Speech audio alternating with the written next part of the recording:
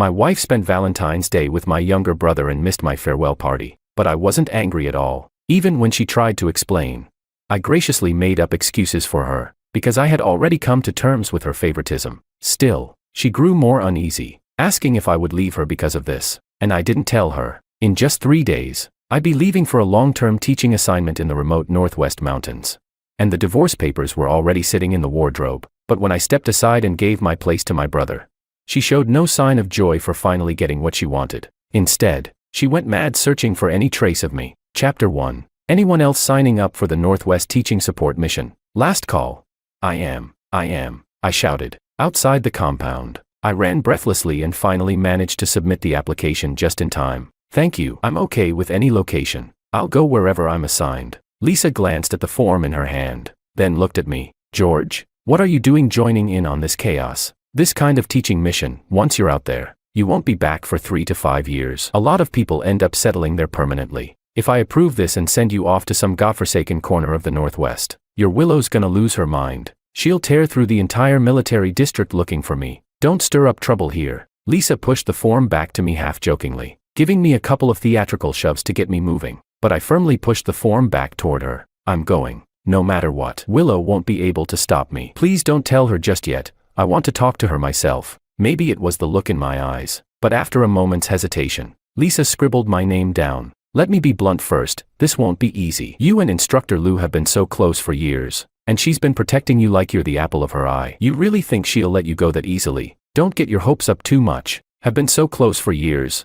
I lowered my eyes and silently repeated her words. It was true. Willow treated me very well, even exceptionally so. Everyone in the compound was jealous of us. I used to think we were truly in love, until this morning, when I was cleaning and accidentally found a metal box hidden in the deepest corner of our wardrobe. Inside were 42 unsent letters, all addressed to my brother, Makoto. Only then did I realize I was never her first choice. The man she'd once declared she was determined to marry was never me. It was only because my face looked vaguely like Makoto's that she chose me instead. I barely responded to Lisa's words and headed home. I wasn't expecting to run into Willow just outside the compound, pushing her bicycle. 2 thick quilts were tightly strapped to the back, in the exact red brocade 100 Suns pattern I'd casually mentioned wanting. Where did you rush off to? Good timing. Come feel if the quilts are warm enough. The other night you were muttering about your feet being cold, so I had new ones made for you. I looked at the quilts, but my heart was filled with bitterness. Why go to such lengths? How could she think of another man in her heart, yet treat me like I was the only one that mattered? She asked me, what are you thinking about? You've been zoned out since just now. Huh? I snapped back to reality and shook my head. Nothing really. Just. My parents wrote to say my brother's coming here for something and might drop by. My voice trailed off. My fingers clenched tightly around the quilt, but Willow didn't notice my change in demeanor. From the moment she heard Makoto was coming, her eyes lit up with a soft gleam. Makoto's coming. Why didn't you tell me sooner? All right, you head home first. I'll go out and get some groceries. There's not enough meat or vegetables at home. I remember he likes fish, so I'll buy some too. Willow chatted to herself, already planning to give Makoto the sunniest room in the north wing. I didn't say anything for a long while. Finally, I smiled faintly. You seem very happy that Makoto's coming. Willow realized she might have sounded too excited. She paused, then took my arm and teased. He's your brother. Shouldn't I care about him too? What? Are you jealous? No. I shook my head, pulling away from her touch. If you're going shopping, go now. It's getting dark, the road's not easy. All right, I'll go now. Chapter 2. That night, Willow didn't get home until very late. I was half asleep and urged her to go to bed quickly. So it wasn't until the next morning that I noticed the 2 red 100 Suns patterned quilts had been swapped out. 4 blue ones. My brother's favorite color. No wonder she got back so late. I let out a bitter chuckle. A sour lump caught in my throat. I leaned halfway out the window, but didn't see Willow anywhere. What I did get, though, was a wave of teasing from the neighborhood aunties nearby. What y'all looking for? Trying to catch sight of your instructor wife first thing in the morning. Huh? Oh, let me tell you, yesterday, Instructor Lou came to my corner shop and grabbed malted milk candy like it was free. I asked her if she could even finish that much, and you know what she said? My little brother has a sweet tooth, so I'm stocking up for him. George, this kid's really lucky, marrying someone as capable and attentive as Instructor Lou. The women all burst into laughter, chiming in as Aunt Lou led the gossip about how incredibly good Willow was to me, but my heart had already turned cold. Her little brother, wasn't she talking about Makoto?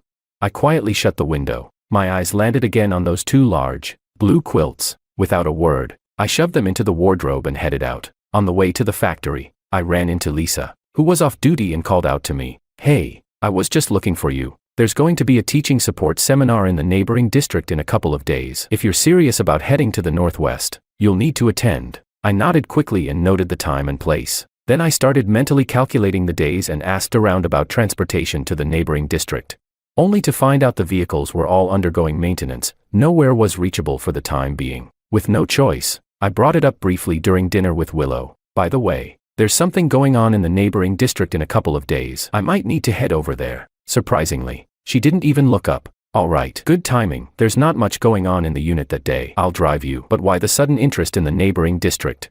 After thinking for a moment, I chose not to tell the truth. "It's nothing. Lisa said there's a newly opened bookstore over there. Thought I'd check it out." "All right. Oh, and someone in the team who's good at reading the weather said we might get heavy snow soon. Be sure to dress warm. If you see anything you like over there, just buy it. Don't worry about the money." Our conversation ended with a casual from me. I never did ask why the quilt patterns had changed, or where the candies had gone. I knew, some questions, no matter how many times they're asked, will only humiliate you more. It's better to wait for the right moment to completely end a relationship that was a mistake from the very beginning. The day of the seminar, light snowflakes really did begin to fall from the sky. Willow drove me to the town center, and I got out alone. "I want to stop by the stationery store after browsing the bookstore." "You're not interested in that stuff anyway, no need to wait with me," I said. Willow checked her watch and replied, "All right. Tom asked me to pick up something from the department store too, so I'll come back in 2 hours. Don't wander too far." She couldn't help but give a few more reminders before driving off. I stood there, watching the car disappear into the alleyway. Then I turned around and walked off in a completely different direction. The seminar went smoothly. It finalized the list of selected teachers and the departure schedule. I checked the calendar. 15 days left, enough time to settle everything. Judging it was about the right time, I arrived at the spot where Willow had agreed to pick me up. Winter nights came early, and by the time I stepped out, it was already dark. What started as scattered flurries had turned into thick, heavy snow, piling deep along the roadsides. But Willow never showed up. With no other choice, I used a public phone to call her office. Someone picked up, but told me Willow wasn't there. The instructor, she came back for a bit earlier, but then took a call and left in a hurry. "We thought it was from you." "I'm not sure where she went. Maybe find a place to wait. If she returns, I'll let her know you called." "All right, thank you," I answered softly, hung up the phone, and looked at the swirling snow. Because of the weather, all the shops in town had closed early, and the shuttle buses had stopped running to avoid getting stuck en route. It was dozens of kilometers back home. If Willow didn't come, I'd have to walk. I decided to start walking back along the way I came. Maybe I'd run into her on the road. But that maybe turned into walking the entire distance. Against the wind and snow, I trudged home one step at a time. My shoes sank deep into snow pits, and I had to yank them free every few steps. I didn't know how long I walked, only that by the end, my body was completely numb with cold. The thick military coat I wore had been blown so tight against me it felt like a thin paper sheet. But when I finally dragged my exhausted body home, what I saw was a car parked neatly outside the yard. Willow got out of the car holding an umbrella, carefully opening the door for Makoto. That tilted umbrella covered mostly his side. "Thanks, Willow Gia," he said. "It's already enough of an imposition for me to arrive days early, and now I've troubled you to come pick me up so late." But the snow was too heavy. All transportation had stopped. I really had no choice. "There's no need to be so formal with me," Willow replied naturally, picking up his words. Then she began carrying bag after bag from the car upstairs,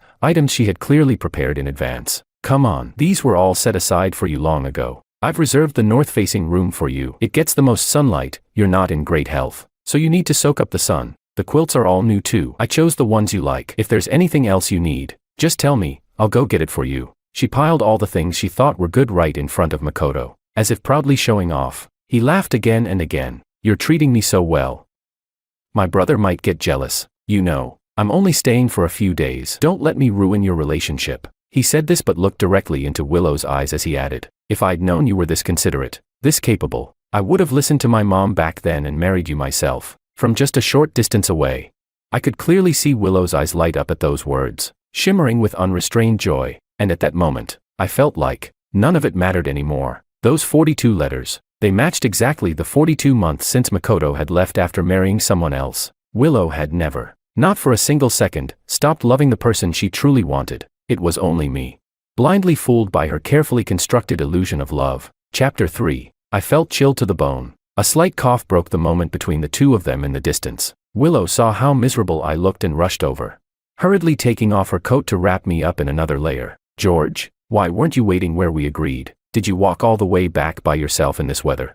My lips were pale, and I lifted a trembling finger to point at the watch on Willow's wrist. Do you even know what time it is now? The snow was coming down in sheets. There wasn't a single hotel open in the whole district. How long exactly did you expect me to wait? Until I froze to death.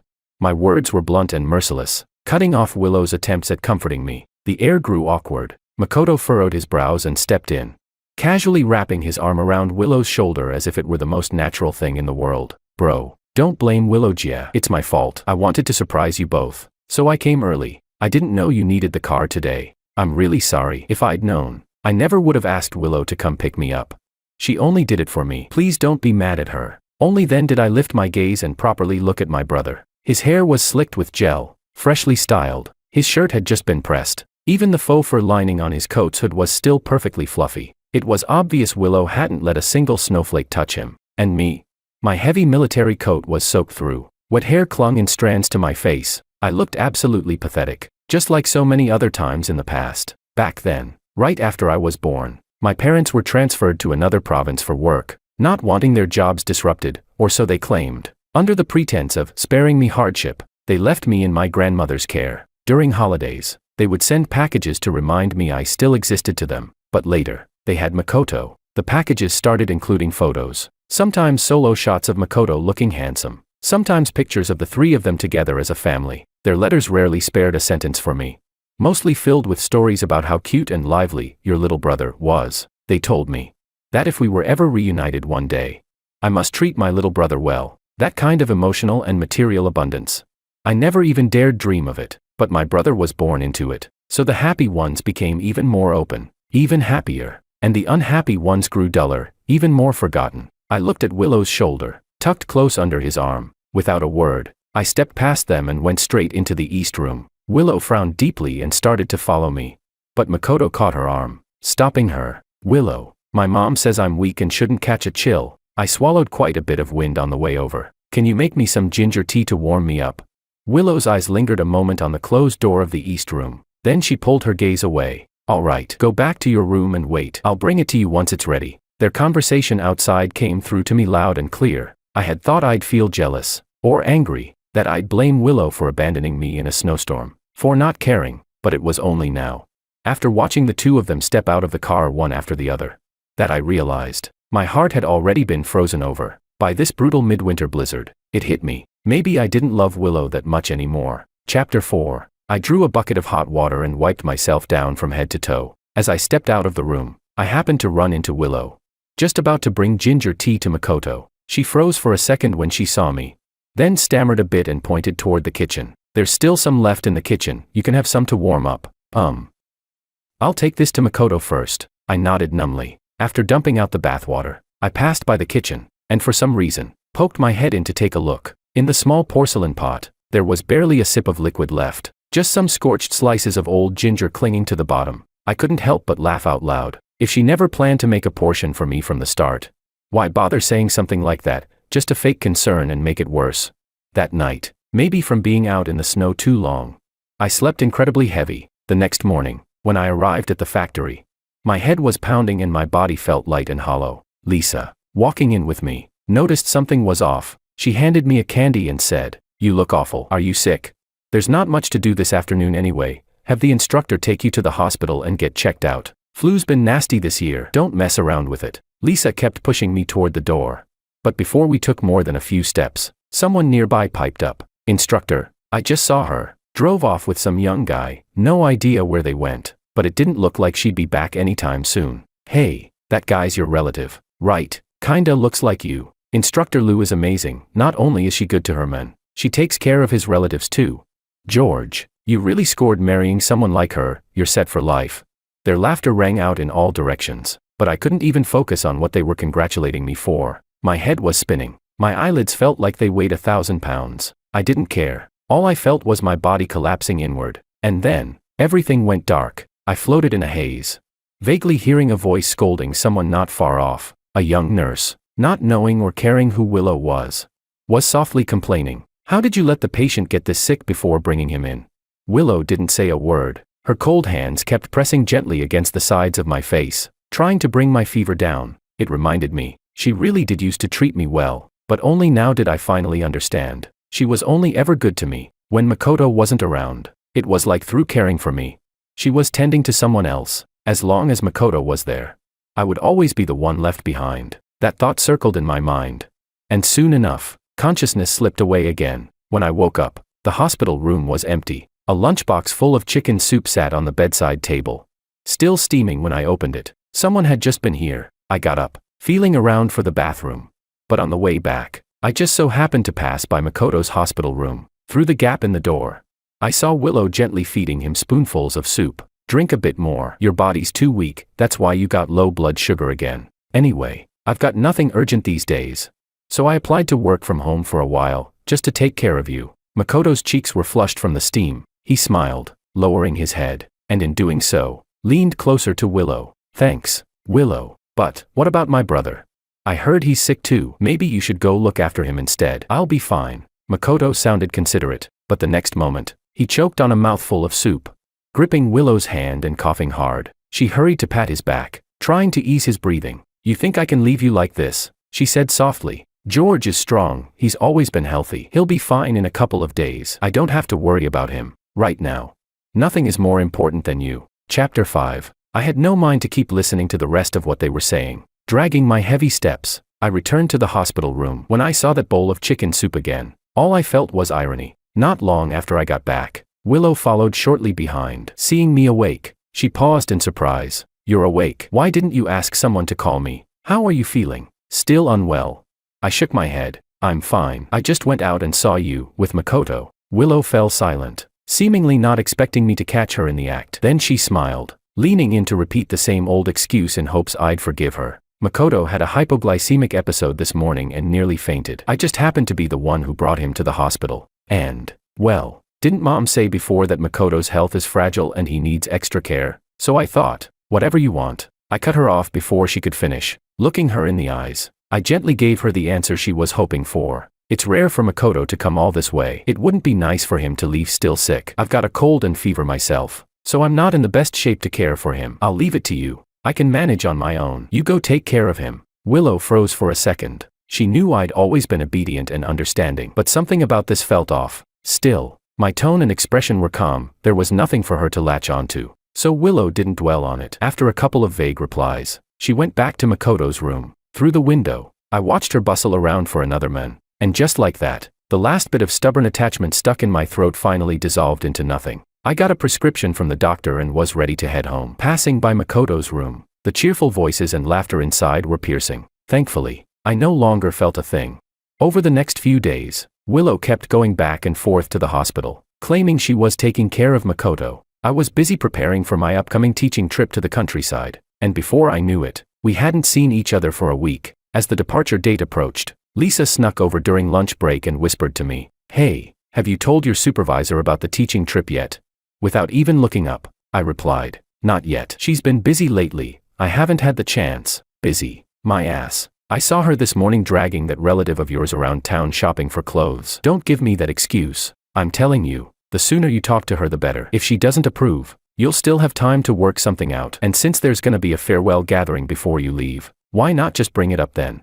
I kept my head down and said nothing. Would Willow disapprove? I highly doubt it. She's so wrapped up in the bliss of being with Makoto right now. She probably wishes I'd just stepped down as her official husband. There's no way she'd object. She'd probably be clapping in celebration. So, just as Lisa suggested, I'll bring it up then and get it over with. From then on, we'll go our separate ways. I'll make a clean break. I swallowed the last flu pill, the bitterness quickly spreading beneath my tongue. With a furrowed brow, I forcefully flipped the framed photo of me and Willow face down on the table. Fine, I'll tell her later. Chapter 6. Makoto was finally discharged from the hospital after 5 days, and I finally had a chance to tell Willow about the farewell party. From the upstairs window, I watched as Willow carefully helped my younger brother out of the car, supporting him step by step as they went upstairs. To say I felt nothing would be a lie. I should have seen it coming. Back when we were still in our hometown, Willow often came to visit my family. Everyone saw her as a pretty, well-behaved young woman. She might not have been rich or powerful, but she definitely had the makings of a good wife and mother. My parents doted on Makoto. Whenever something good came along, they thought of him first, but he didn't want it. He kept saying he wanted to marry for love, that he'd only settle down with an educated, graceful woman, not some uncultured village girl, for life. He even brought home a fiancée the very next year. When our family disagreed, he packed his things and prepared to elope with her. Left with no choice, our parents finally gave in and agreed to the engagement. That same year Makoto got married. Willow poured her entire savings into preparing a sizable dowry. She sent a matchmaker to propose on her behalf. She wanted to marry me. I still remember the day I went to her house to make it official. Willow pulled me aside under the grape arbor and slipped me a jade pendant she'd kept close to her. "George," she said, "I know I don't look like much now, no money, no status, but would you wait for me? Just 2 years. I'll come back successful and proud, and make you the most respected military wife in the district." The sunlight under the corridor had turned her cheeks bright red. I nodded and took off the longevity lock I'd worn for 20 years as a gift in return. I never expected a life full of glory and grandeur, but surprisingly, Willow really did make it happen. In just 2 years, she rose to fame and fortune. Later, when her job relocated, she brought me along with her. Since then, life had been everything I could ask for. Whatever I said went. If I asked for stars, she wouldn't hand me the moon instead. But why didn't I notice sooner? The way Willow looked at me, it was like she was seeing someone else. I let out a barely audible sigh. I didn't open the door until after Willow had finished settling Makoto into his room. Then I finally spoke. "Our factory's having a farewell party the night after tomorrow. You should come with me." "A farewell party? Who's it for?" Before I could finish the sentence, I was abruptly cut off by the voice inside the room. Makoto's voice was weak and feeble. He said he was still recovering and didn't have the strength to change the bed linens, so he called for Willow to help him. Coming. Willow got up immediately. As she rushed off, she turned back to add, "The day after tomorrow." "Right, okay, I'll find you at your factory then." I'm going to help Makoto now." She left that line like a passing announcement and walked away. I looked down, slowly taking off the jade pendant that had accompanied me all these years, and placed it alongside the 42 letters we had exchanged. That token, that feeling, it was time to return them to their rightful owner. Chapter 7. Funny enough, the farewell party happened to be scheduled on February 14th. When people saw vendors on the street selling roses, everyone gathered around in curiosity. What kind of day is this? Why are they selling flowers? They sure are pretty. Today's a Western holiday, Valentine's Day. The young couples in the city love celebrating it. They have dinner, give each other roses, just a way of expressing love. It was the first time most of them had heard of such a bold holiday, and they couldn't help but laugh bashfully. A few who were curious asked about the price, then let out a chorus of dismay. "What? Just a few roses? And they're charging that much? They don't look any different from the ones blooming in my garden." "Oh, come on, don't be so clueless. Garden roses can't compare to these. Just look at the packaging, so modern and stylish. They represent love, you know." My hand paused mid-reach toward the petals, then quietly drew back. Right, how could garden roses ever compare to true roses? Roses were elegant, sophisticated. They meant something. They represented love. I abruptly averted my gaze and headed straight for the auditorium at the factory. Willow had said she wasn't busy today and could arrive early, but when I got there was no sign of her. Even the on-duty staff arrived in a hurry, but the seat meant for Willow remained conspicuously empty. The farewell party began as planned. I was chosen to go on stage as the representative speaker to give a motivational send-off speech before departure. When I stepped up, I smiled nervously. Out of instinct, my gaze flickered to that still empty seat in the audience. I didn't hold out hope. Ever since Makoto arrived here, I knew everything was coming to an end. Still, not being able to part on good terms and say a proper goodbye, it did feel like a pity. After all, Willow had been the only one in the past 20 years who'd ever treated me so kindly, even if it was for other reasons. I delivered a rousing, passionate speech on stage, but down below, Lisa was watching my expression closely. She glanced around, then nudged a younger worker beside her and asked, "Have you seen the supervisor? I heard there's not much going on at the base tonight. How come she's not here?" "Oh, her." The young man flicked a quick glance toward me on stage before leaning in and lowering his voice. "Today's Valentine's Day, right? I heard she went out for dinner with that relative of hers." "That's odd," Lisa muttered. "Isn't Valentine's Day supposed to be spent with your partner? What's the point of taking a relative out?" Just then, another worker leaned over to join the conversation. "From what I've seen, Director Liu treats that relative way too well. I even caught them holding hands once." "What kind of relative does that? Could it be?" "All right, that's enough." Lisa cut in before things spiraled further. "Maybe she just thinks of him like a younger brother. You can't go jumping to conclusions like that." "Now hush, George is still speaking." On stage, I didn't notice any of their quiet gossiping. I just focused on finishing the final task. When I concluded my speech, the entire hall erupted in applause. Facing the approving gazes of the leadership present, I solemnly signed my name at the bottom of the roster for the teaching volunteers. From that moment on, I had 3 days left before setting out for the frontier. Chapter 8. It wasn't until I stepped out of the auditorium that I realized it had started to snow. I tried to bury my red, frozen nose into my scarf, but as I looked up, I saw 2 people running toward me, hand in hand. It was Willow and Makoto. George, I'm sorry. Something came up and I got delayed. Then I remembered you mentioned the farewell party, and Willow wanted to explain more, but my eyes silenced her completely. My gaze was cold, colder than the snow falling at night. The light that used to shine in my eyes whenever I saw her was gone. Willow's heart sank. A bad feeling rose within her. But before she could say anything, Makoto jumped in to pick up where she left off. Bro, don't blame Willow. It was my fault. I insisted she stay and build a snowman with me. That's why she forgot the time. If you want to blame someone, blame me. But hey, it's just a farewell party, right? No special performances or anything. Probably wasn't that important. At his words, I turned my eyes toward him. My gaze landed on the large bouquet of roses in his arms, then moved to their still intertwined hands. Willow noticed where I was looking and quickly pulled her hand away. George, listen, I was just worried he might slip on the ice. No need to explain. I raised a hand with a smile and gently cut her off. You don't have to explain anything. I understand. You think of him as a brother, and he thinks of you as a sister. I get it. Head down.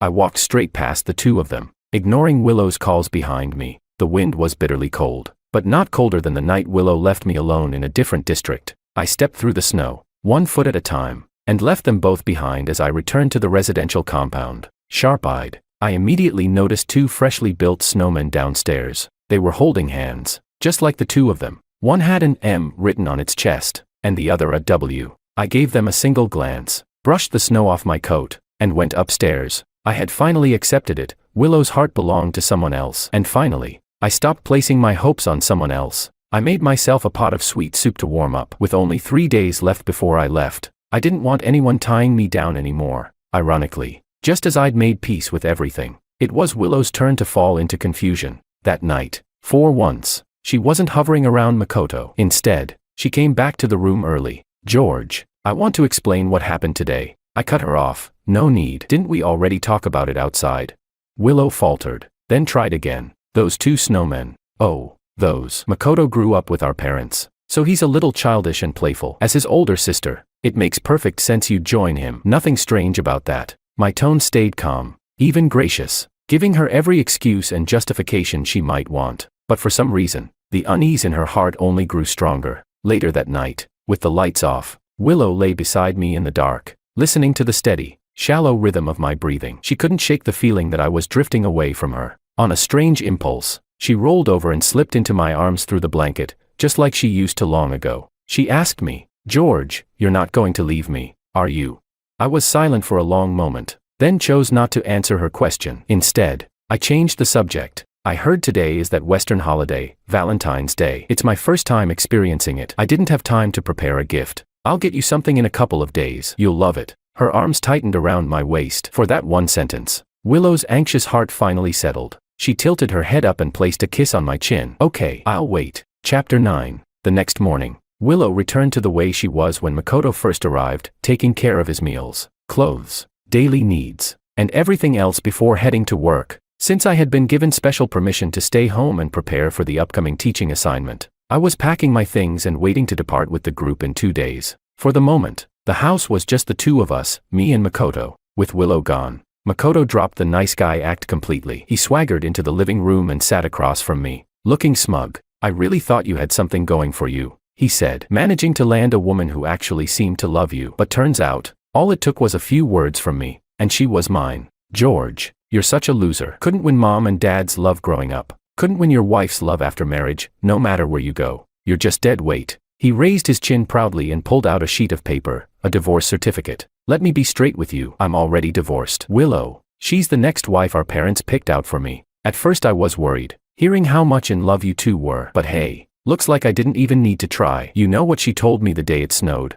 She said, she always wanted to marry me. If it hadn't been for my early marriage, and you looking so much like me, you wouldn't have even had this shot in this lifetime. So take my advice, Just divorce her already and hand her over to me. You've gotten to enjoy a good life all these years with that face that slightly resembles mine. Should be enough by now, don't you think? Makoto's words were like poison daggers, stabbing straight into my chest. All those memories of happy times with Willow flashed before my eyes, then collapsed into a single line from my mouth. All right, I agree. I'll divorce her, and let you have her. If I were you, I'd... Wait, what did you just say? Makoto froze, completely caught off guard by how easily I'd agreed. Before he could recover, I stood up and took out a signed divorce application from the drawer in the nightstand. I said, I agree. I'll be leaving in 2 days. You can give her this application then. Just tell her, it's my gift to her. Now it was Makoto's turn to be confused. He had assumed that even if I were willing to let go, I'd make it a painful process, for him, for Willow, or both. He never imagined I'd give her up without asking for anything in return. Don't worry, I added. I'm not bluffing. I know she likes you, and that she's been looking at me as if I were you for a long time now. Living with someone whose heart belongs to another, it disgusts her, and me. Better to split early and spare each other. As for the house, the car, and everything else, you don't need to worry. When I married her, our parents didn't give me a single penny. I moved in with just 2 blankets and a couple of hot water bottles. Everything we have now came from her. So when I leave, I won't take a single thing with me. There's just one thing. I paused, then looked up at him. The longevity lock I gave her, it's still with her. Last time I asked, she refused to give it back. Can you get it for me? Makoto still looked suspicious, but after thinking it through, he figured helping me with this wouldn't hurt him. So he agreed. That same night, he even threw the item back at me without a second thought. I thought it was something special, he said, but when I asked to borrow it just to take a look, she took it off without hesitation. There, it's yours again. Don't forget what you promised. I clutched the longevity lock. It still held a faint warmth from being worn. I remembered how Willow reacted the last time I asked for it, how she had panicked. She'd said, what I've given away, I won't take back. I wear it like a family heirloom, close to my heart. I wouldn't give it to anyone, but now, she handed it over to another man without even a second thought. I let out a bitter laugh and fastened the lock back around my neck. Don't worry, I'm not going back on my word. I'll be gone soon. Chapter 10. The day I left. The sky was gray and overcast. Afraid of being delayed by another snowstorm, our group set off earlier than planned. I sat in the bumpy long-distance bus as the scenery outside the window sped by. All the familiar outlines of the city and towns faded slowly from view as the sun rose higher in the sky. The bus was filled with young volunteers heading to the same teaching assignment. Everyone was chatting excitedly, laughter and conversation bubbling through the air. I, however, leaned quietly against the window, my fingers absent-mindedly tracing the edge of the glass, my eyes unfocused. George, why so quiet? The girl next to me tapped my shoulder with a smile and teased. Don't tell me you're thinking about your supervisor, Lou. Still kind of surprising she let you go so far away. You must have done some serious convincing. Huh? Snapping out of my thoughts, I forced a slight smile. No, supporting education in remote areas is a good thing. She was pretty supportive. That's good to hear. I've heard things can be rough up in the Northwest, but with all of us going together, helping each other out, we'll be just fine. She pulled a water bottle from her bag and handed it to me, trying to reassure me. I took it and softly said, thanks, then fell silent again. Twisting open the cap, I took a small sip. The cold water slid down my throat, but it did nothing to calm the turmoil inside me. My thoughts drifted, uncontrollably, back to that summer when Willow stood under the grape arbor, solemnly promising that she'd return and give me a good life. I could still clearly picture the resolve and gentleness in her eyes, but if I could go back to that moment, I would never accept that jade pendant again. At the same time, back in the place I was steadily leaving behind, silence had settled like a fog over familiar ground. Willow had unusually finished work early. On her way back, she happened to run into Makoto. She stood in the courtyard, watching as Makoto walked toward her with a smile, crunching snow underfoot. His tall frame looked even sharper in his black cashmere coat. I got you dumplings, your favorite, pork filling. Running around in this cold, aren't you afraid of catching a cold? Willow smiled as she took the thermal lunchbox from him, feeling the lingering warmth at her fingertips. Suddenly, she was reminded of the winter before Makoto's marriage, when he'd gotten chilblains from playing in the snow. They'd tried all kinds of treatments, but the damage never quite healed. Later, when she had gained a few connections, the first thing she did was ask someone in Shanghai to bring back imported hand cream, just for him. But by then, Makoto was already married, with no official status anymore. All those gifts without a name had been passed on to George. She suddenly realized that George had been, all along, nothing more than a stand-in in a one-sided emotional relay, one he was completely unaware of. And with that realization, her heart unexpectedly throbbed in pain. Willow, what are you thinking about? Let's go home, your dumplings will get cold. Makoto smiled and naturally took her hand. Willow froze for a moment, but didn't pull away. They walked upstairs together, side by side, laughing as if nothing had changed. Chapter 11. It wasn't until she stepped inside the house that Willow sensed something was off. The home felt unusually quiet today. It looked like someone had cleaned it thoroughly in advance. Many of the small, easily overlooked trinkets were gone. Willow called out a few times tentatively, only to be interrupted by Makoto. Don't bother calling him. My brother probably had something come up and left. Let's not wait, let's eat first. Still suspicious, Willow wandered between rooms for a while before hesitantly taking a seat. For some reason, a wave of anxiety stirred in her chest. A bad feeling she couldn't shake, but that uneasy feeling vanished the moment she saw Makoto sweetly preparing dumplings for her. This kind of warm, domestic scene, she had dreamed of it countless times. She never thought it would really come true one day. Willow stood just outside the kitchen, watching Makoto's silhouette as he cooked. His face was blurred in the steam rising from the pot. Yet as she looked on, she suddenly realized she was hoping that the face turning toward her would be George's. She stood frozen in place, so lost in thought that she didn't hear Makoto calling her several times from the kitchen. Makoto came out holding a plate of dumplings, frowning as he joked, zoning out again. What were you thinking about, daydreaming in front of me like that? I was just thinking about George. Clang. A loud thud echoed through the room as Makoto slammed the bowl down on the table, cutting off Willow mid-sentence. He furrowed his brows, pretending to be upset. He knew Willow was most sensitive to this side of him. George again. Willow, can't you just be honest with yourself? You've been with me since I came back. You've given me everything I wanted. I know what's in your heart. I know you've liked me for a long time. You only married my brother because he looks a little like me. You've never truly gotten over me, have you?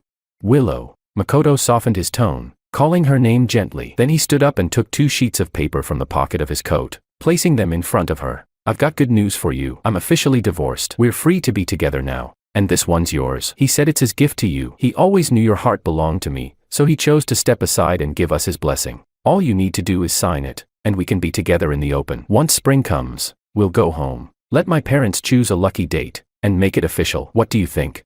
Willow stared at Makoto in disbelief, slowly picking up the 2 sheets of paper. One was Makoto's finalized divorce certificate. The other was from George. When she read the contents, her heart sank like a stone. George's familiar handwriting stared back at her. Due to irreconcilable differences, I voluntarily agreed to dissolve the marriage. I honestly thought George would cling to you like a coward, Makoto said smugly. Didn't expect him to be so sensible. Saved me the trouble. He gave me the divorce papers without even being asked. What did you say? He gave them to you voluntarily? Willow suddenly cut him off, her voice trembling with disbelief. A terrifying realization dawned on her. She turned and ran into the house. She flung open the bedroom door. Everything seemed perfectly normal. George's clothes were still hanging neatly in the wardrobe. The items on the desk were all there. Even his favorite fountain pen still lay on the writing table. But when she opened the drawers, empty. He had taken all his important documents with him. No letter, no explanation, not even a photo. George had vanished without a trace, as if he'd never existed at all. Willow's heart twisted painfully. She collapsed onto the edge of the bed, clutching the divorce papers tightly in her hands. How could this be? Why would he want a divorce?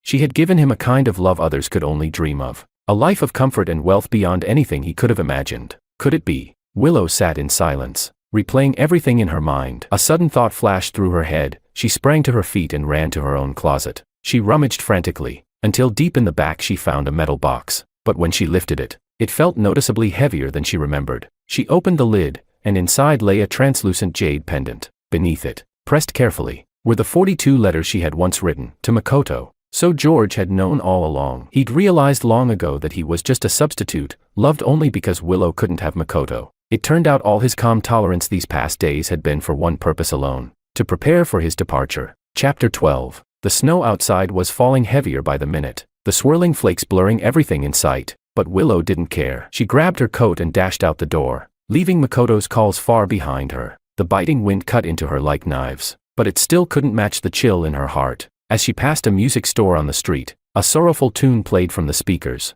Willow came to an abrupt stop. She suddenly remembered, this was George's favorite song. He used to softly hum along every time it played. Now she finally understood the heartbreak buried in those lyrics. She rushed straight to the factory where George worked, threw open the office door, and was met with startled stares from the workers inside. Excuse me, has George come to work today? George? One of them shook his head. The factory gave him a special 2-day leave. He's not coming in. I don't know the details though. He added, I've been out on leave myself. You could try asking Lisa, they're really close. She might know. A flicker of hope reignited in Willow's sunken chest. After thanking him, she hurried off in search of Lisa. After several twists and turns, she finally arrived at her home. The door opened to reveal a bespectacled woman. She blinked in surprise. Instructor Lou. Lisa, I need to ask, has George been here? Seeing the panic in Willow's eyes, Lisa had a feeling George hadn't told her about his departure. She sighed, stepped aside, and gestured for Willow to come in. George is gone. Our factory had a program to send volunteers to teach in the Northwest. He signed up. The Northwest. When did this happen? He never told me. Why would he suddenly decide to go?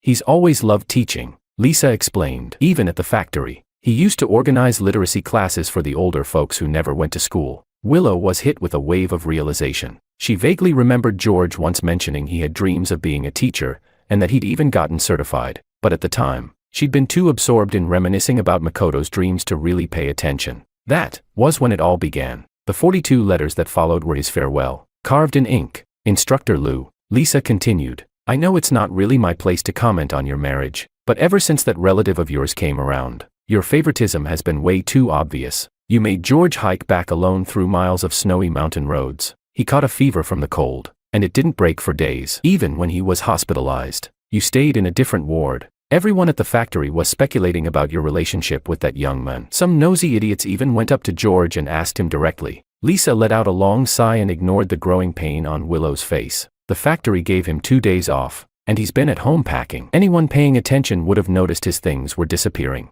If only you'd asked, just once, said something, you wouldn't be standing here now, desperate to find him. It was only now that Willow realized the gossip and whispers had already long wrapped themselves around George, that he had to endure not just the daily rumors, but also come home and see her and Makoto together, that all of this was her doing. Willow clenched her brow tightly, her voice softening into something almost like a plea. She pressed Lisa again for George's whereabouts, but Lisa shook her head. I really don't know. The Northwest is huge. Xinjiang, Gansu, Shaanxi, they're all possible. And even after arriving, they assign people to rural towns and tiny villages. No one knows exactly where he ended up except himself. With every word Lisa spoke, Willow's heart sank lower. She stared out at the snow falling endlessly in the freezing wind, and it hit her. She might have lost George forever. Chapter 13. After leaving Lisa's house, Willow sat in her car, engine running for a long time, yet she had no idea where to go. Lisa's words before she left kept echoing in her mind. She had said, George leaving might not be a bad thing after all. It's a new era now. Polygamy has long been dead. A 3-person marriage is just too crowded. You should take this chance to figure out who you truly want. Because even if you manage to find George, it's unlikely he'd ever come back with you. If you think you prefer the men from your family, then stop looking for George and just let him live his new life. George is his own person. He doesn't need marriage or love to survive. These words looped around Willow's ears endlessly. She tried to do what others did to numb their sorrow, light a cigarette, but she just held it in her hand, never bringing it to her lips. It wasn't until the ember burned down and scorched her skin that she flinched and came back to her senses. Was all of this destined? Was this fate's way of showing her the path? Being with Makoto had been her dream for so many years, climbing tooth and nail to reach her current position. More than half of it was for that one sentence Makoto once said, I want to marry a woman who's cultured, rational, and can support me. Now, with all obstacles gone, and fate offering her a second chance to choose, shouldn't this be the moment she took it? Willow finally understood everything, but strangely, she didn't feel happy. She drifted home like a ghost. As soon as she stepped through the door, she saw Makoto sitting there, red-eyed from crying, looking like a walnut with how swollen his eyes were, anxiously waiting for her. Makoto, so you do remember to come back. I poured my heart out to you, and you just ran off without a word. Where the hell did you go? Willow hesitated. I went to find George. At the sound of that name, Makoto's heart skipped a beat, but he kept his expression composed as he asked, so, did you find him? No, he's gone. Like you said, he stepped aside, gave us his blessing. Makoto had been worried that George might have orchestrated this whole thing as some kind of act, trying to win Willow back through drama. But hearing her say that, he finally let out a breath of relief. So, what are you thinking now? The sting from the cigarette still lingered faintly on Willow's fingers. She was quiet for a long moment, then walked over to Makoto and knelt down beside him. Makoto, after all the twists and turns, we've ended up together. From now on, I'll treat you well. I'll take care of you. Makoto broke into a smile through his tears and pulled her tightly into his arms. That's wonderful. Willow, I knew you wouldn't leave me. They held each other close, but Willow's face was hidden in shadow. She was with the men she had dreamed of for years. She should be happy. And yet, for some reason, her heart felt unbearably heavy, as if she had lost something. Something that truly mattered. Chapter 14. Ever since George left, Willow and Makoto had officially gotten together. As the political instructor, no one dared gossip openly in front of her. So those who felt George had been wrong took another route. They started saying things deliberately in front of Makoto, words laced with thorns. Hey, did you hear? Some guy's got no shame, can't keep his hands off his own sister-in-law. Right, he practically shoved his own brother out of the picture just to take his place. Disgusting. Makoto, spoiled and coddled since he was young, had never suffered this kind of humiliation. He snapped instantly. Who the hell are you calling shameless? You dried-up hag. Willow and I are in love, it's mutual. Who's seducing who here? The elderly woman wasn't easy to deal with either. She spat a sunflower seed husk on the ground and snorted. I'm talking to whoever it applies to. What a waste of a young man. You could have done anything. But no, you had to get involved with a married woman. You really have no shame. And don't think we're scared just because you're hiding behind Instructor Lou. Word is the higher-ups are sending people soon to investigate discipline and personal conduct. When that happens, don't think either of you can escape. Why you? Makoto's face flushed red with anger, and he stormed upstairs, muttering curses under his breath. When Willow saw the way he came back, she didn't need to ask what happened. They're so old already, why bother arguing with them? Me, you have no idea the kind of vile things they were saying. Makoto shoved away the hand she reached out. Just tell me, are you going to do something about it or not? This kind of confrontation had become a weekly routine, and each time, Makoto demanded an answer. Willow sighed and pulled his hand gently. Fine, fine, I'll take care of it. Let's go to the city. You can buy whatever you want. All right.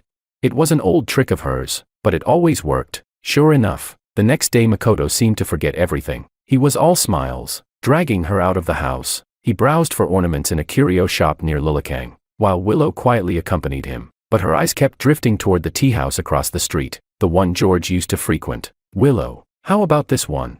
Makoto's voice snapped her out of it. He was holding up a blue and white porcelain vase, smiling brightly. Willow froze for a moment. In that instant, she could almost see George standing there, smiling with the same gentle curve of his eyes. She shook her head, trying to dispel the illusion, and quickly said, It's nice. You say everything is nice. That's so perfunctory. Makoto pouted and grabbed her wrist. His fingertips were warm through the sleeve of her shirt.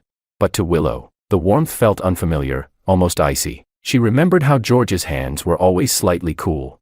Like the tea he brewed, warm, but never scalding. George again. She couldn't even count how many times she'd thought of him. Willow wasn't in the mood.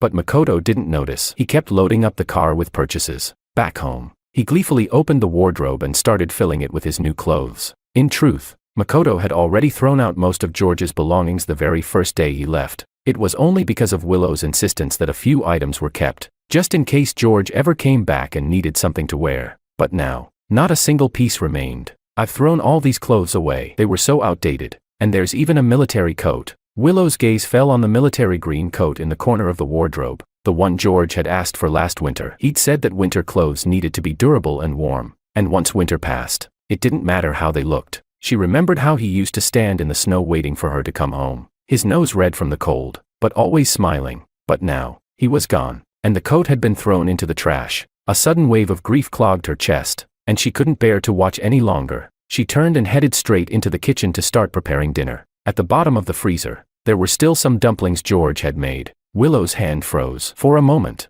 she heard George's voice in her head. Your stomach's not great, if you get hungry at night. Just cook some of these. Don't always eat out. When he was still around, Willow never thought her life would be so incomplete without him. But now that George was gone, she realized the space around her was filled with his presence in every corner, and she couldn't escape. It felt as though she were a fish out of water, suffocating. She shook her head, trying to push the image of George out of her mind. But when her fingers touched the worn groove on the knife handle, she froze. It was a mark left by George's hand after years of holding the knife. Makoto came out after tidying the wardrobe. When he saw Willow standing there in a daze, he couldn't help but ask with a laugh, When did you learn how to cook? George taught me, she answered softly, her eyes suddenly feeling warm. The name she hadn't spoken in a while made the air hang heavy for a moment. After a long silence, Makoto walked over and wrapped his arms around her shoulders, resting his head on hers. Willow, let's get married. The sudden proposal nearly made Willow cut herself with the knife. Her heart squeezed painfully, and she thought back to George's calm expression before he left. She remembered his tolerance and generosity in those final days. and the silence when she asked him if he was going to leave. She realized now that those were his final goodbyes, but she didn't want to say goodbye. Willow took a deep breath, forcing herself to remain composed as she tossed the chopped vegetables into the pan. Not yet. We have an assessment at work, and your parents still haven't set a date. Let's talk about it later. Okay, I'll go talk to my parents tomorrow and get the date. After your assessment, we'll do it. That night, Willow lay in bed, her mind heavy with thoughts, listening to Makoto's steady breathing. Moonlight filtered through the cracks in the curtains, casting dappled shadows on the floor. Willow, Makoto turned over, mumbling, "Will you go with me somewhere tomorrow?" Willow absent-mindedly agreed, not realizing that Makoto still remembered this promise. What she didn't expect was that he would take her to a bridal studio. Willow stood outside the fitting room, a heavy feeling in her chest. Makoto had often hinted at his desire to marry her, even as recently as yesterday, but she always felt like she needed to wait for something, though she wasn't sure what. But this time, he took her directly to try on wedding dresses, and it seemed he wasn't willing to give her any more time to delay. "Do you think it looks good?" Makoto stepped out in a suit, straightening his collar, smiling at her. His smile was dazzling, almost identical to George's from back in the day. Willow managed a weak smile. "It looks good. Well then, when are you planning to get your marriage certificate with me?" "My parents said the wedding should be on an auspicious day, but the certificate can be signed any day." There it was again, the same question. Willow sighed lightly and chose to remain silent. Without a doubt, her response enraged Makoto. He angrily changed out of the suit and stormed out of the shop, despite Willow calling after him several times, trying to stop him. Chapter 15. When Willow got home, she found Makoto sitting on the sofa, his face a deep shade of anger. She remained silent for a while, then decided to lay everything out. "Makoto," she took a deep breath. We can't get married." Upon hearing this, Makoto's expression immediately froze. "What do you mean?" Willow's gaze fell on the watch on his wrist. It was the one she had bought for him a few days ago, but now, the metallic sheen felt painfully glaring. The reason was simple: George had a similar one. This constant feeling of everything reminding her of George was driving her crazy. It was in moments like this that she realized, after all these years, she had long fallen in love with George. She could now tell the difference between a rose and a rose bush. "I'm sorry, Makoto. I can't forget George." "What did you say?" "I'm sorry." Willow lowered her head. "I know this isn't fair to you, but I just can't go on like this. My world was already filled with George. Now that he's gone, it feels like the sky has collapsed. I can't think of anything but him. Can you understand this feeling?" "Makoto, you're still young. You have a long and bright future ahead of you. No matter what kind of woman you want, you'll find someone." "So, Willow." Makoto didn't want to hear any more, interrupting her angrily. He suddenly stood up, the sound of his shoes scraping against the floor ringing sharply. "Willow, what do you mean? What have you been thinking of me all this time?" Makoto's voice was shrill and cutting as he grabbed the glass cup from the coffee table and smashed it to the floor. "Say something." The glass shattered, and the sharp pieces scattered across the floor, cutting Willow's hand. Blood dripped from her fingertips. "Makoto, calm down. Don't call me." Makoto stepped back, grabbed a photo frame from the table, and threw it at the wall. The photo inside was one of them taken last week at Lilakang. Now the glass had shattered, cutting his hand and staining the photo with blood. "Do you even know what I've endured for you? I've put up with everything. How others humiliated me. How they called me a homewrecker. All for you. And now, you say this to me." Willow's face darkened. "Makoto, Shut up." Makoto grabbed a cushion from the sofa and threw it at her. "Why do you think you can treat me like this? Why?" Willow stood still, letting the cushion hit her. "I'm sorry, Makoto." "Sorry?" Makoto sneered, his voice filled with contempt. "Do you think sorry is enough?"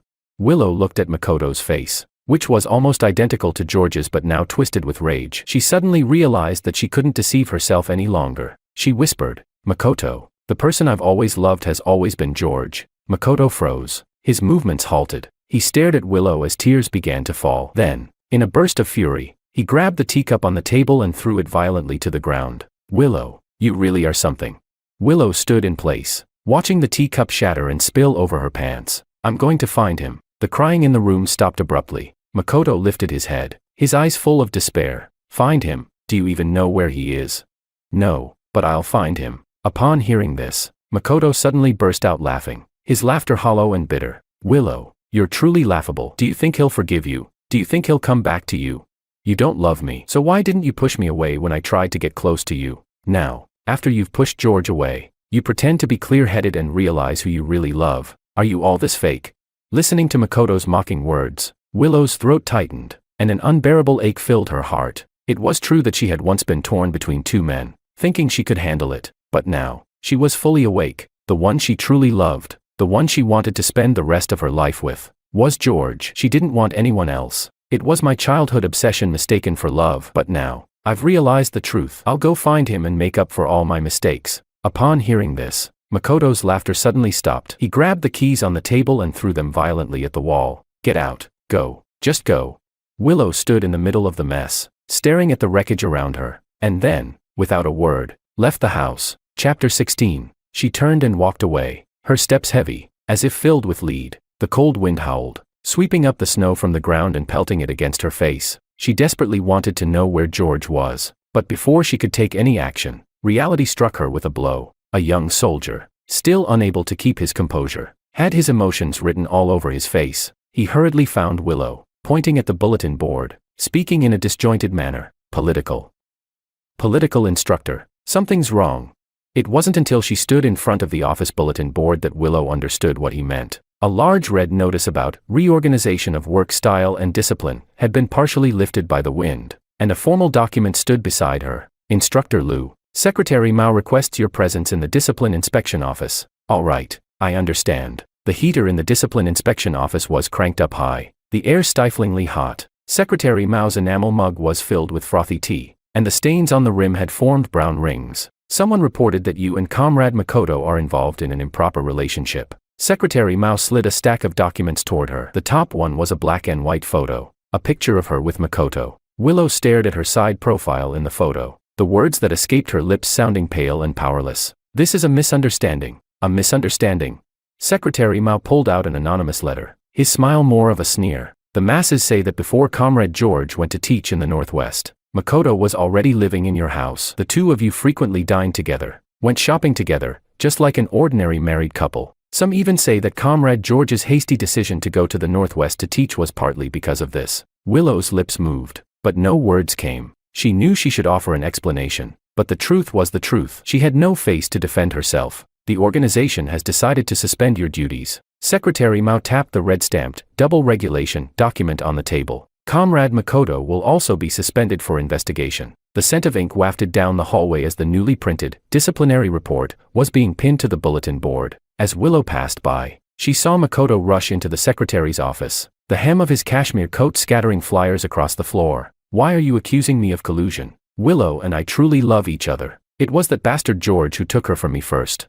Willow quickly walked through the hallway, trying to avoid hearing the rest, but she was still caught by the sound trailing behind her. Willow, are you satisfied now? I'll have a stain on my record forever. Do you think everything will be fine just because you've thrown me aside? Do you think he'll want you now? With your current status, you can't even find out where he is. Each word felt like a steel knife stabbing her heart. Willow remained silent, not even turning around as she stepped out the door. The news of Willow's suspension spread quickly to the neighbors. She sacrificed the last of her dignity and, after several twists and turns, managed to find the head of the Northwest Project. From him, she got George's current address. The bus station in the dusk carried the smell of coal smoke. Willow gripped her ticket tightly and squeezed onto the last bus of the night, her faded military coat still holding the jade pendant George had returned to her. As the bus started, she saw Makoto running after it, his red scarf billowing in the wind and snow like blood. The figure in the rearview mirror grew smaller and smaller, eventually merging with the image of the person she had been longing for, but it wasn't the same person. Driver, can you go a little faster? The woman in the front seat was holding a feverish child. The baby can't make it to the county hospital. Willow suddenly remembered how George had taken the barefoot doctor exam before he left. He always said the Northwest lacked medical supplies, and he would fill charity donation packages with medicines. Those medicines might be saving some child's life now, just like how he had saved her shattered dignity countless times. The long-distance bus jolted through the wind and snow for an unknown amount of time. Willow curled up in the last row, wrapped in her military coat, drifting off to sleep. Driver, the child is convulsing again. The woman in the front seat suddenly screamed. The child in her arms had a blue-purple face, with white foam at the corners of its mouth. Willow, in a panic, suddenly felt the barefoot doctor manual in the inner pocket of her coat. The cover was still stained with George's blue ink. Last year, while he stayed up late copying, he had said, "Convulsions. You need to press the pressure point on the philtrum, and find a chopstick to stop the child from biting their tongue." Her fingers trembled more than a dying moth, but she steadied herself and pressed the child's ache ointment. "We're almost there. The commune health center is just ahead. Hurry, get them there." the driver slammed the steering wheel, and the wheels cut a terrifying arc on the ice. The iron gate of the health center was locked with a rusty padlock, and through the glass window, the overturned medicine cabinets could be vaguely seen. Willow kicked the door open while holding the child, her chest thundering like a drum. "Is anyone here?" An old man wearing a sheepskin coat appeared from behind the mud wall, the flashlight beam wavering over a Red Cross medical box. "I'm here." Quickly, put the child on the bed. In a flurry of movements, they managed to get the child settled before the situation grew even more critical. The old man efficiently pried open the window latch and pulled out an injection from the bottom of the medicine cabinet, saying, "All right, 1 shot, and you'll see results." Then, he looked up at Willow. "This manual you have, it looks familiar. You must know George, don't you?" Willow froze, standing still. "Sir, this manual was also given to me by him when he and a group of people passed through this place. He gave me a few boxes of medicine. He told me his name was George and said I should come to F County in the spring and visit him." The old man chuckled twice, the wrinkles at the corners of his eyes deepening. "At my age, I can't travel anymore. F County." Willow silently pulled out the address the project director had given her. It matched perfectly. She suddenly felt a surge of energy, and the heaviness of the bus ride earlier seemed to lift. She hurriedly said goodbye to the old man. "You're still young. When spring comes, I'll bring him back to visit you." The old man watched her rush off, shaking his head and laughing. Young people, so impatient and reckless. Chapter 17. The bus traveled for another 10 or so hours before finally reaching its destination. The mountain road in the dusk looked like a lifeless white snake. Willow, carrying her bag, stumbled along, each step heavy and uneven. Her military coat had frozen into a crust, each step making a loud crunching sound. She suddenly thought, when George first arrived, the weather had been even worse than this. As he walked this very road after his night classes, was he listening to the same sounds? Was he afraid of the dark? Had he ever fallen? As dawn began to break, she spotted a faded flag fluttering by the cliff. The mud brick classroom had fertilizer sacks patched over the windows, and the distorted pinyin letters glowed faintly in the morning light. George's handwriting was everywhere. "Auntie, who are you looking for?" Willow startled, and when she looked down, she saw a little girl with a backpack, her face flushed with the high-altitude red. "Oh, I'm looking for Teacher George. Is he here?" "He took the senior class to the village to take exams. He won't be back until evening." The certainty in the girl's voice made Willow's heart skip a beat. She quickly said she'd wait, and wait she did, so long that she lost track of time. As dusk settled in, Willow crouched by the stove, starting a fire. Burned potatoes were buried in the ashes, the kind of meal George used to have for dinner. The crackling of the fire seemed unusually loud in the quiet evening when suddenly, the sound of children's laughter came from outside. Willow jumped up, startled. The wind carried in the snowflakes as I entered, bowing my head to brush off the snow from the children's shoulders. "Teacher Wang." The kids rushed toward me, and a little girl with her hair and horns pointed toward the shadows. "That lady's been waiting for you for a long time." Willow stepped out from behind the pile of firewood, her military coat now with scorch marks from the potatoes. I turned toward her, and the exam papers in my arms fell with a soft thud to the muddy ground. The children suddenly grew quiet, 30 pairs of eyes darting between the two of us. "George." I hadn't received any notice, so when I saw Willow here, my mind went blank. "How did you get here?" Willow's voice caught in her throat. She glanced at the children and then at me, whispering, "Is it possible to talk somewhere else?" I didn't say anything, but silently agreed, leading her to my humble office. The only light in the office came from an oil lamp, its flame flickering in the glass shade. Willow watched my lips pressed tightly together, then finally gathered the courage to speak. "Let's talk." "Talk about what?" "About these past days. I've missed you." "Willow, you didn't travel across mountains just to reminisce, did you? If you have something to say, hurry up. I'm not that free." The air grew thick with tension. Then Willow suddenly said, "I've been suspended." My hand froze as I was pouring water. "So, why come to me?" "Makoto thinks you're a woman who can't help him, so you came to find me, hoping I'll wait for you another 2 years." "No." Willow's voice suddenly rose. Teacher Wang." The sound of someone knocking on the window interrupted Willow's words. "Susie has a fever and is talking nonsense." I threw down the cup and ran, with Willow following close behind into the next mud brick room. The little girl was curled up on the bed, her face burning bright red, clutching a half-frozen bread piece in her arms. I pulled the damp pillowcase off. "Go to the warehouse and get the white liquor, the 4 bottle at the bottom of the cabinet." Willow nodded, fumbling in the dark until she found half a bottle of Red Star herb water. I was wiping Susie's body down, noticing the purple sores from frostbite on her back. They stung her eyes. "Hold her still." I rubbed my hands with the white liquor. "This might hurt a bit." Willow thought the words were meant to comfort Susie, but when Susie, in a stupor, cried out, "Don't go," Mama, and scratched her hand until it bled. Willow understood how deep the pain truly was. Chapter 18. At 3 in the morning, Susie's fever finally broke. I collapsed on the threshold of the kitchen, and Willow timely handed me an enamel mug. Drink some water. No need, just leave it. Willow reluctantly withdrew her hand, then changed the topic. What are you doing tomorrow? I didn't even lift my head. I'll tutor the senior class. I'll help you. Help me. What can you do? Willow thought for a moment. Military boxing, grading homework, carrying grain. I suddenly laughed, my laughter colder than the night wind. Lou, instructor, can you tell the difference between millet and rice? She froze. Then, after a long pause, with a voice almost pleading, she choked out, George, I'll do anything. Just let me atone, please. Atone for what? I suddenly stood up. You should go to the city and find Makoto. Didn't he want to be a groom? Willow's eyes watered, and she fumbled through her pockets, pulling out the jade pendant George had returned to her. Take this. After you left, I never gave it to him. I thought being with him was fulfilling my wish, but after you left, I realized how laughable that idea was. I love you. My wish, without me realizing it, became to be with you for the rest of my life. George, please forgive me. Okay. The wild wind howled, making the window frame rattle. I stared at the jade pendant, its surface smooth and warm, and my gaze was cold. I don't know much about jade varieties. To me, they all look like pretty glass. But because I liked you, I've treasured this piece for many years, but now, I no longer like it. So to me, it's just ordinary glass again. As dawn broke, the sound of roosters crowing echoed in the distance. I didn't wait for Willow's reply. I turned and walked toward the classroom, saying, when it gets light, you can go down the mountain. There's a bus 20 miles away. I'm not leaving.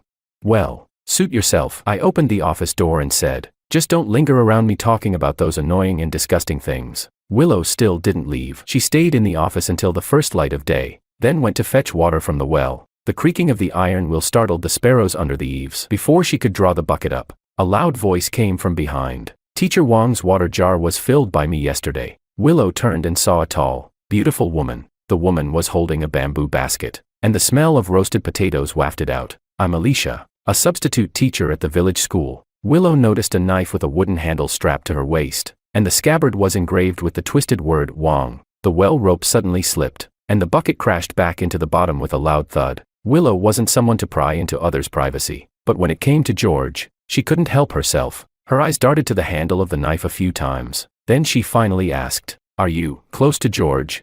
Teacher Wang. Alicia looked up at her, then lowered her head. He's a good man, teaches the elderly in the village to read, teaches these left-behind children, gives them medicine and treats them. No one here has a bad relationship with him. Such a shame though, Alicia said without looking at her, quickly cleaning up the scattered buckets and bowls, then adding casually, he has bad judgment. The woman he married isn't much of a person. Her tone was so matter-of-fact, as if she had no idea the woman standing before her was George's ex-wife. Willow's breath caught in her throat, but before she could vent, Alicia had already rushed into the classroom. Willow looked through the broken window and saw Alicia teaching the children to sing mountain songs while George sat, head bowed, grading homework. The reflection of his eyelashes hung on the yellowed paper. When Alicia sang, the mountain flowers are bright red, her gaze kept drifting toward him. At this point, even a fool could see what Alicia was after. Willow, furious, raised her leg to kick the wooden bucket. But when she thought of George's cold eyes, she pulled her foot back and instead packed a snowball to throw at her own head. How had she managed to lose George, such a good man, and their perfect marriage? In the days that followed, I simply followed Willow's lead, looking at her like she was a stranger, completely ignoring her. Willow watched the two of them laughing and chatting after class, feeling out of place, as though she didn't belong here. But she couldn't bring herself to leave George. She still wanted to stay close to him, and she stayed that way until nearly spring. The weather between winter and spring was dry, and sandstorms were frequent. One night, Willow was suddenly awoken by the sound of tiles cracking. When she rushed into the classroom, Alicia had already covered the windows with oilcloth, holding a crying Susie in her arms. When Alicia saw her, she hurriedly handed the child to Willow. Teacher Wang is still in the warehouse rescuing textbooks. I'll go move the sandbags. Willow nodded in agreement, settled Susie, and rushed to the warehouse. She found me holding up a wobbly bookshelf with my body. She ran over to help, dust clouding her eyes as she heard me shout, "Third stack on the left. Those are the new textbooks. The kids need them for the new term. Wait for me, I'll go move them." As we struggled to carry the boxes of books out, Alicia came back against the wind, carrying sandbags. Her clothes were torn, and the ugly scars on her shoulder were visible. Alicia shoved me toward Willow. "You two take care of the kids. I'll go block the back wall. Willow instinctively held me, but I struggled to pull away. No, the sandstorm is too strong. Alicia got lung disease from a previous fire rescue. She's experienced, she knows better how to avoid the sandstorm than you. Willow yelled so loudly her voice cracked, but the person next to her suddenly froze. Long hours of hard labor had caused me to faint at that very moment. Chapter 19. When I woke up, everything was calm again. The muddy ground after the heavy rain still shimmered with water. Willow sat at the side of the bed, tightly gripping my wrist and said, "Come back to the mansion with me. You can't get enough to eat or stay warm here. What are you even after? You've already dragged your body down to this point." I frowned, and the force from our struggle left a faint red mark on my wrist. I shouted, "Let go. George, just look at this place. Can anyone live here? Look at your hand." Willow angrily lifted my hand up in front of my face. The grooves in my fingertips were filled with chalk dust that couldn't be washed off, and my nails were pale and anemic, which was pitiful to see. Alicia, seeing this, put down the bowl of porridge and walked over. "MS, Lou. Forcing something that doesn't fit won't make it sweet. It's none of your business." I suddenly laughed out loud, the bones in my wrist pressing painfully into Willow's palm. "Miss Lou, you've taught such a good lesson, but why didn't you use that trick to keep Makoto away from you when you needed it?" Willow let go of my wrist as though it had been burned, her face ashen. I had a high fever of 40 degrees Celsius, and the corridor between my room and Makoto's was just a small distance. "But you didn't visit me once when I was about to be discharged." I rubbed my reddened wrist, a smile on my lips but none in my eyes. "Later, I passed by his ward and saw you feeding him soup, bite by bite. Oh, by the way, you still haven't realized that the longevity lock is missing, have you?" Willow froze. She had noticed it long ago, but at the time, Makoto insisted he didn't know where it went. She searched for it for a long time but couldn't find it, so she gave up. She knew how important it was to me, so when we met again, she didn't dare bring it up, fearing I would get angry. Little did she know, I already knew everything. Willow muttered, "Longevity lock. Makoto gave it to me." I interjected, "Didn't you say you'd keep it close to you and never give it to anyone? So why did you give it to him when he asked?" Willow felt ashamed but was still unwilling to give up, hoping for one last chance. "George, I can explain everything, and I can promise there will be no next time. Come with me, please. I can give you a better life." I leaned against the wall, and at her words, seemed to fall into deep thought. But my gaze grew colder as I recalled so many past memories. A better life? Is it when I'm alone? You treat me as someone else, or when the real person shows up? I'm always the one forgotten in the back of your mind. My tone was calm, slowly revealing the scars over my heart, making Willow's heart tighten. "Willow, have you ever seen a lamb frozen to death?" I suddenly asked. Willow didn't understand, but I continued, speaking to myself. "Their eyelashes are covered in ice crystals, and their bellies are empty. Just like how I waited for you to come find me. So many times. My heart had already frozen through. Go. Don't come find me again." After saying this, I pulled the blanket over my head, giving the appearance of sending someone off. No matter how reluctant they were, they had to respect my need for rest. After everyone left, I finally let out a breath and drifted into a drowsy sleep.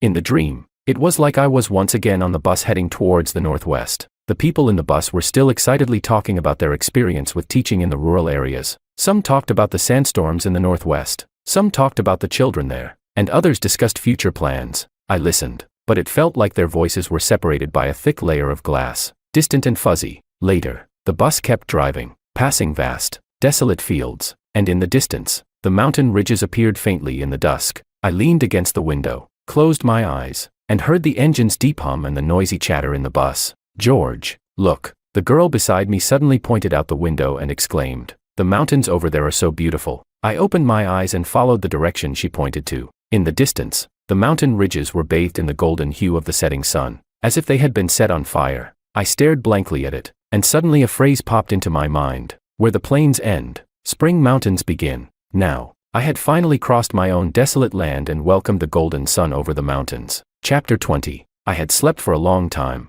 and when I opened my eyes again, I was jolted awake by a burst of yelling. The harsh voice cut through the glass, and Makoto, in his expensive patent leather shoes, was searching around for me. "George, do you have no shame? Hiding in a mountain ravine and seducing another man's wife? Come out here." The children, startled by this sudden commotion, huddled together in fear. Willow peeked out at the sound and, upon seeing who it was, her face changed drastically. "Why are you here?" She hurried over, grabbing Makoto's wrist and trying to pull him outside. "Go talk somewhere else. We're in class here." "Class? Teaching how to be a mistress and destroy someone's marriage?" Makoto didn't care about that. He shrugged off Willow's hand and stormed into the classroom. He grabbed the books on the podium and threw them around, the printed exam papers flying like snowflakes. Makoto, what are you doing? Willow rushed over to stop him, but he grabbed her by the neck, drawing blood. Willow froze, unable to comprehend that the men before her, throwing a tantrum and acting shamelessly, was the same Makoto she once knew. What am I doing? What's wrong with me? George stole my wife, and I'm not allowed to demand an explanation. You always liked me, so what did he give you to make you go back to him? Makoto screamed hysterically, and the words that came out became more and more incoherent. I get it now. All this talk of being fired was a lie. You just want to get rid of me and be with that man, don't you? A barrage of words bombarded Willow, and before she could respond, the door suddenly opened. I leaned against the doorframe as I entered, my face as pale as paper. I ushered the children outside to play and wiped the sweat from my forehead, saying, "What's all this noise? This is a school. If you're going to lose your mind, do it somewhere else." George, what are you pretending to be all high and mighty for? Finally seeing the person he despised, Makoto stormed forward, only to be blocked by Alicia, who stepped in front of him. She ordered, "I don't care who you are, but you're not welcome here. Please leave." "Oh, looks like you've got a lot of lovers. Pretty impressive." Makoto sneered, viciously pointing his finger at me. "It's all your fault. If it weren't for you, I wouldn't have been fired. Willow wouldn't have left me. Now everyone knows Willow refused to marry me for you, and I've become a laughing stock. Why should I endure all this humiliation, while you two can act all lovey-dovey here? Why?"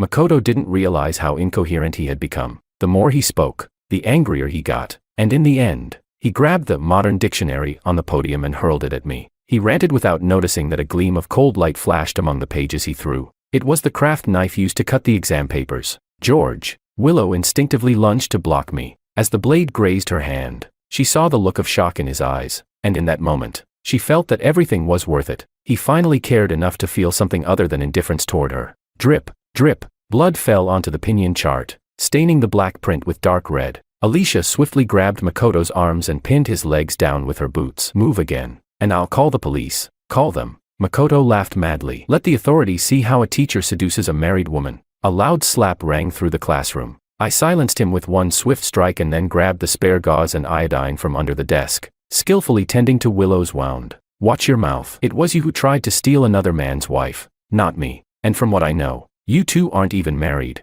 right? So which so-called husband are you talking about? Lastly, I'll say it again. I didn't steal her. There's nothing worth stealing from someone who's already moved on. You're the only one who treated her like a treasure. If you can, please just take her away." The words hung in the air, and both Willow and Makoto had different reactions. Willow thought that at least after blocking the blow for George, it would stir something in his heart, but no. When he looked at her, it was still as if he were staring at a lifeless plant. Makoto was even more enraged, seeing my calmness as a form of bragging. His face contorted as he opened his mouth to curse again. Before he could gather himself, Willow, exhausted and resigned, stopped him. "Enough already. You and I both know exactly what's been going on between us, so why come here and dump all this garbage on him?" She sighed heavily, gripping the blood-stained gauze, and collapsed weakly to the side. "You never wanted to be with me, did you? Did you hear your parents talk about my family's ancestral house? The deed is yours. Take it and go. Stop causing trouble for him." "Okay." After a brief silence,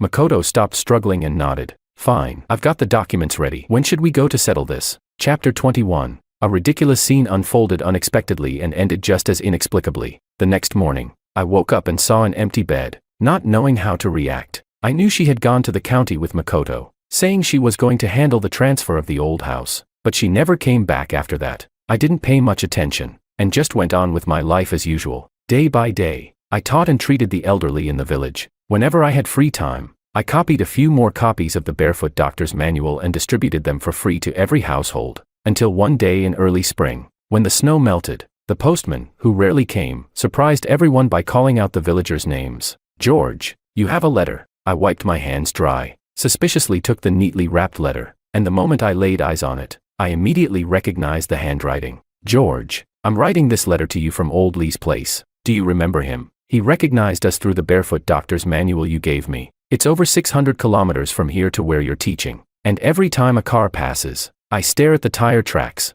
thinking that maybe one of them leads to you. I know I'm rambling, but what I really want to say is, I miss you." After I left with Makoto, I transferred the house to him, and we went our separate ways. I didn't stay with him, but I didn't know how to face you, so I ran away. When I had nowhere else to go, I thought of you, wanting to do something meaningful like you. So I found Oldly. I promised her I would bring you back here in the spring, though now I'm here alone. I continued reading her letter, and it was clear that Willow had become more mature and steady. She spoke of meeting all kinds of patients, as well as seeing various medical mysteries. Once, she saved a boy from a high fever and seizures, and his family cried in gratitude, giving her 2 packets of milk, but she refused to take them. The letter went on for several pages, with most of it filled with her longing for me and her experiences. At the end, the tone shifted abruptly. I left something under the bed I once slept in, something I gave to you. Take it and use it to build the house and your dreams there. The children who meet you are lucky, and I am too. I furrowed my brow as I reached under the bed and felt an iron box. When I opened it, sunlight gleamed off the stack of bills inside. Each bundle of cash was neatly arranged with ration coupons,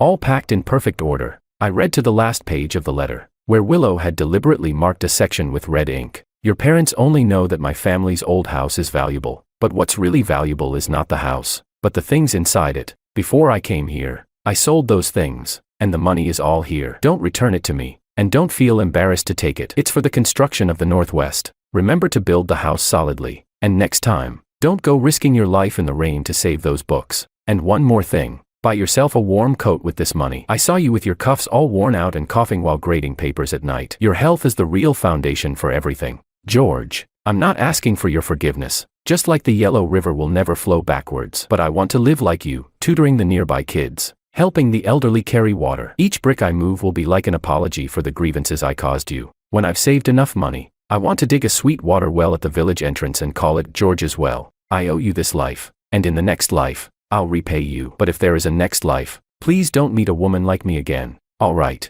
I need to go. The patients are waiting, and Oldly is calling me. Take care of yourself. Farewell. Don't miss me. My eyes followed the words down to the last letter. Then I turned the page. The back was covered in the words, I'm sorry. The last one trailing off into a long ink stain, like dried tears. I sighed softly. I believe Willow may have truly understood her mistakes by now, that she genuinely wanted to change and finally realized who she loved. But it was all too late. If you plant the seeds of early spring at the end of summer, they will never bloom. Chapter 22. On the day of the spring equinox, 50 sets of new textbooks filled the warehouse. I squatted in front of the newly built dormitory, counting the remittance slips. The money had been used to buy new desks and chairs, and to repair the classroom's roof. I kept the rest aside for future needs. Alicia was not far off, steadily walking toward me after finishing the last step of the stairs. She said, Wong. The county's transfer order came through. I looked up at her and asked, when are you leaving?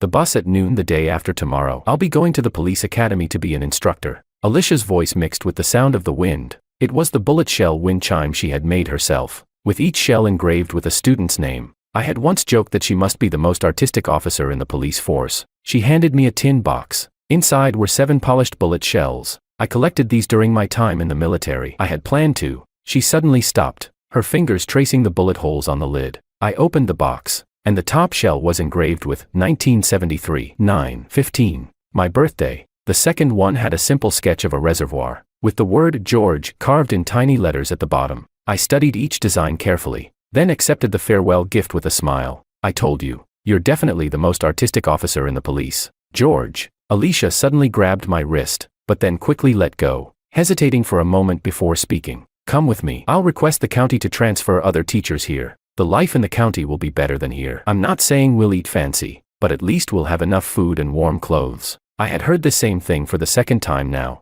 I smiled, bending down to move a larger stone off the playground. I used to work in a factory, and the pay was good. My colleagues and leaders treated me well. There was a fridge in the house, a double bed, and my own big wardrobe, but I still came here. I wiped the sweat from my brow and looked over at the children before continuing. Don't misunderstand me. I'm not showing off how superior my life was. I just want to say, I didn't come to the Northwest for a better life. I want them, these kids, to walk out on their own efforts and live better lives. My words left Alicia feeling a little embarrassed. She fell silent, then, with great seriousness, gave me a military salute. Sorry, Wong. I was too forward. I couldn't help but laugh. Enough with the seriousness. Come on, let's see if there's any food left. Tomorrow I'll cook, and we'll send you off with the kids. All right. Then I humbly accept.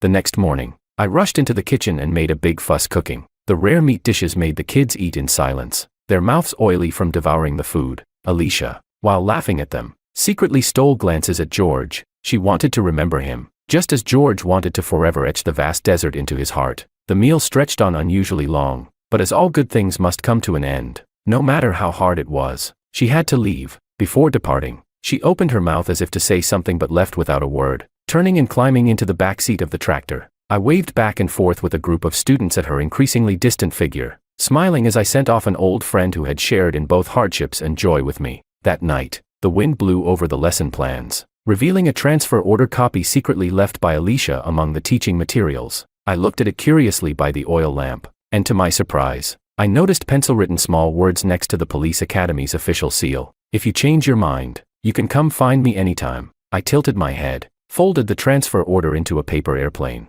and threw it toward the reservoir. I didn't expect that the little plane, without wings, could fly so far and wide. In the cold wind, the bullet shell wind chime rang with a delicate sound, startling the nightingales resting in the fields. I suddenly thought that maybe I should plant some roses in the small garden to the southeast, just as a way to remember this relentless version of myself.